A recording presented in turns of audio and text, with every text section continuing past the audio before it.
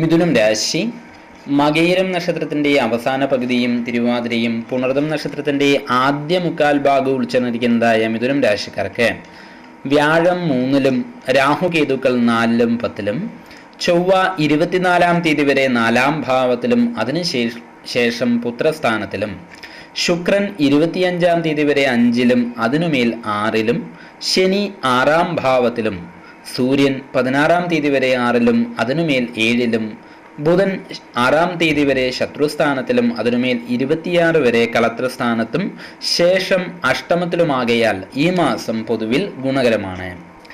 ശാരീരികപരമായുള്ള വിഷമതകളെല്ലാം തന്നെ മാറി സ്വസ്ഥത ഉണ്ടാക്കും. കുടുംബത്തിൽ ഗുണപ്രദമായുള്ള സംഗതികൾ വന്നു ചേരുവാൻ ഇടയുണ്ട്. വിവാഹ കാര്യങ്ങളിൽ വിജയം, ബന്ധുഗുണം എന്നിവ ഉണ്ടാക്കും. കർമ്മപരമായി വളരെയധികം ശ്രദ്ധ വേണ്ടതായുണ്ട്. അകാരണമായ കലഹങ്ങൾക്കും വാദപ്രതിവാദങ്ങൾക്കും സാധ്യത കാണുന്നു. സഹായികളാൽ അനർത്ഥങ്ങൾക്കും ഇട കാണുന്നു. ക്രയവിക്രയങ്ങളിൽ ശ്രദ്ധ പുലർത്തുക. ദോഷപരിഹാരാർത്ഥമായി ഗണപതി ക്ഷേത്രത്തിൽ ദർശനം നടത്തുന്നതും നാളികേരമുടച്ച് പ്രാർത്ഥിക്കുന്നതും വിഘ്നങ്ങൾ മാറുവാൻ സഹായിക്കും.